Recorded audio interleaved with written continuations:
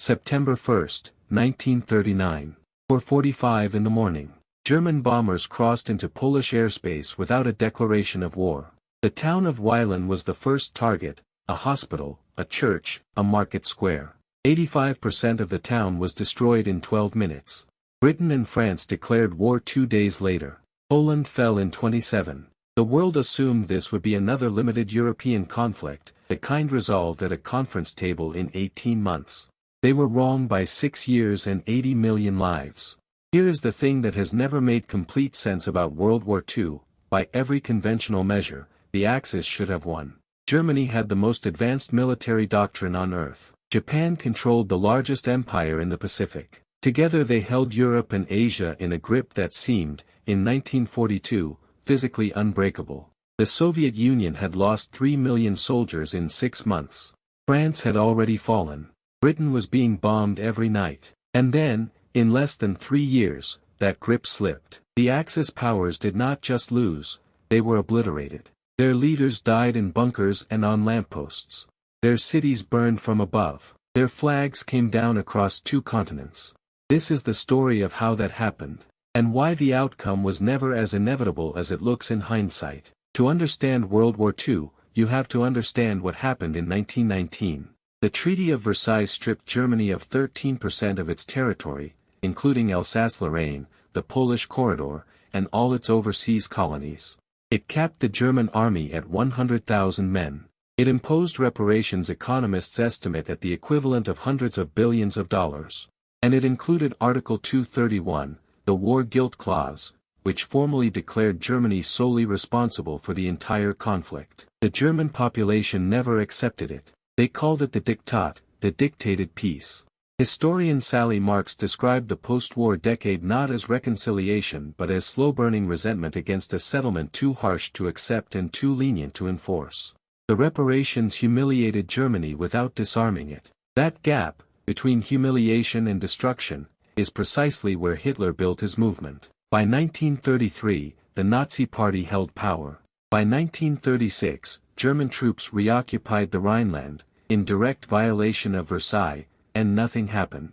By 1938, Hitler absorbed Austria without a shot. Then Czechoslovakia's Sudetenland. Each capitulation reinforced the same lesson: the Western powers would not fight. Neville Chamberlain signed the Munich Agreement on September 30, 1938, surrendering the Sudetenland and announcing, "Peace for our time." He had 11 months. Japan followed a parallel logic. Humiliated when Western powers denied them racial equality clauses at the 1919 Paris Peace Conference, Japan turned toward empire. By 1937, they were at war with China, a conflict that consumed 3 million Chinese civilians. By 1940, they had signed the Tripartite Pact with Germany and Italy, dividing the world into 3 imperial spheres. The Axis was not an accident. It was a coalition of grievance, built on 2 decades of accumulated fury. Poland fell in 27 days. France fell in 46. France had spent the interwar years constructing the Maginot Line, a network of fortifications along its German border, costing the equivalent of $6 billion modern dollars. Virtually impenetrable. German commanders agreed it was virtually impenetrable, so they went around it. General Erich von Manstein proposed routing the main armored thrust through the Ardennes forest, dense, hilly terrain French planners had declared impassable for tanks. They were wrong. The breakthrough happened in 72 hours. German panzers cut off the entire Allied force in Belgium, trapping 400,000 British and French soldiers against the English Channel at Dunkirk. Britain evacuated 338,000 men in 9 days using civilian fishing boats, ferries, and pleasure craft. Churchill called it a miracle of deliverance. What it actually was, the largest military retreat in Western history, dressed in the language of triumph because the alternative, acknowledging the full scale of the disaster, was unbearable. By June 22, 1940, France signed an armistice. Hitler had the same railway car from the 1918 German surrender dragged out of storage and brought to the identical forest clearing in Compiègne, so he could receive French capitulation in the exact location of Germany's greatest humiliation. The symbolism was deliberate. In 6 weeks, Germany had taken a nation of 40 million people, defended by the world's second-largest army and years of fortification, and paid fewer casualties than France had lost in a single day at Verdun in 1916. By the end of 1940, Germany controlled France, Belgium, the Netherlands, Denmark, Norway. 200 million Europeans lived under occupation or puppet government. The Luftwaffe bombed London for 57 consecutive nights. Britain survived, barely, but it could not win alone. June 22, 1941. Germany launched Operation Barbarossa, the largest military operation in recorded history. 3 million soldiers. 3,600 tanks.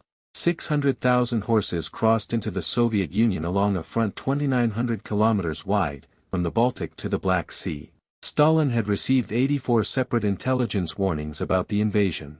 He dismissed every one, convinced they were British provocations designed to drag him into war. In the first 4 months, Germany captured 3 million Soviet prisoners, more than any army in history had ever taken in a single campaign. Kiev fell in one of the largest encirclements ever executed. Leningrad was besieged and would not be relieved for 872 days, the longest siege in modern warfare, which killed more Soviet civilians than both atomic bombs combined. German reconnaissance units reached the Moscow suburbs close enough to see the Kremlin. Then the Russian winter arrived. German soldiers in summer uniforms dug into frozen ground with tools that shattered in the cold. The Wehrmacht had planned an 8-week campaign. They had not issued winter equipment. December 7, 1941. Japan bombed Pearl Harbor, sinking or damaging 19 U.S. Navy ships, destroying 188 aircraft, killing 2,403 Americans in 90 minutes. 4 days later, without consulting Japan, without strategic rationale beyond a sense of solidarity, Hitler declared war on the United States. He had just added the world's largest industrial economy to his enemies. American steel production alone exceeded Germany's total output. American factories were already supplying Britain and the Soviet Union through Lend-Lease, $50 billion in equipment before the war ended, equivalent to roughly $700 billion today. Now they were fully committed. In 1942, American factories produced 47,000 aircraft. By 1944, they produced 96,000 per year, more planes in 12 months than Germany built in the entire war. The Axis had won the first phase of the conflict. They had just guaranteed they would lose the second. Stalingrad. The name alone carries more than a battle. From August 1942 to February 1943, the German Sixth Army, one of the Wehrmacht's most elite formations, under General Friedrich Paulus, fought street by street through a ruined city on the Volga. Hitler fixated on Stalingrad for symbolic reasons. It bore Stalin's name. His generals advised bypassing it. He overruled them. Soviet General Vasily Chukov adopted a tactic he called hugging, keeping his troops so close to German lines that Luftwaffe bombers couldn't attack without hitting their own soldiers. Fighting moved into apartment buildings, factories, sewers. Soldiers measured progress in meters. The grain elevator, a single building, changed hands 17 times. The decisive blow came November 19, 1942. Operation Uranus encircled 330,000 German and Axis troops in 6 days. Hitler refused to authorize a breakout. On January 30, 1943, he promoted Paulus to field marshal, knowing no German field marshal had ever been taken prisoner, making an implicit demand that Paulus die rather than surrender. 3 days later, Paulus surrendered. 91,000 soldiers went into Soviet captivity. Fewer than 6,000 returned home.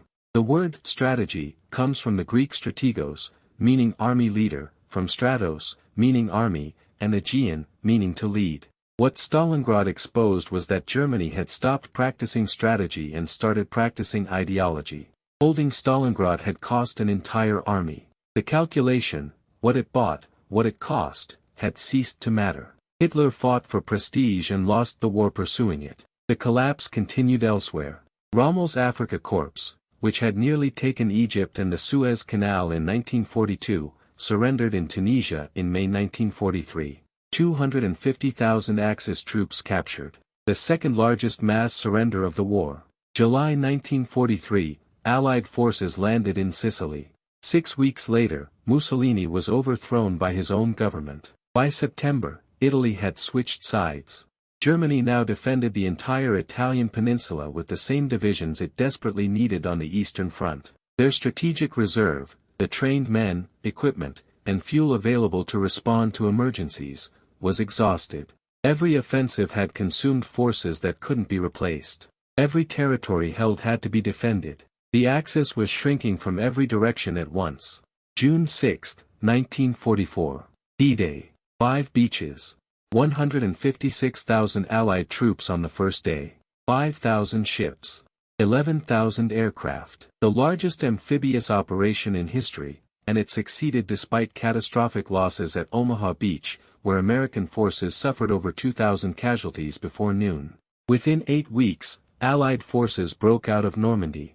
Paris was liberated in August. By September, they stood at the German border. Simultaneously, the Soviet summer offensive, Operation Bag Ration, destroyed Army Group Center. 300,000 German soldiers killed or captured in 6 weeks. Historians consider it one of the most decisive campaigns of the war. The Eastern Front collapsed faster than the Germans could retreat. Germany now fought on 3 fronts at once: East, West, and Italy. Allied bombing had devastated fuel production. Synthetic oil plants produced 22% of their early 1944 output. Tanks sat immobilized for lack of petrol. Pilots couldn't complete training because there was no aviation fuel. The Wehrmacht was a machine that had run out of energy. In the Pacific, American island hopping, from Guadalcanal in 1942 to Iwo Jima in 1945, destroyed Japanese naval air power and severed supply lines to occupied territories. Japan's industrial base was strangled. August 6, 1945. An American B-29 dropped a single bomb on Hiroshima. 60 to 80,000 died instantly. 3 days later, a second bomb destroyed Nagasaki. May 8, 1945, Germany surrendered unconditionally. August 15, Japan surrendered. 6 years, 1 month, 3 weeks. Between 70 and 85 million dead. 3% of the global population.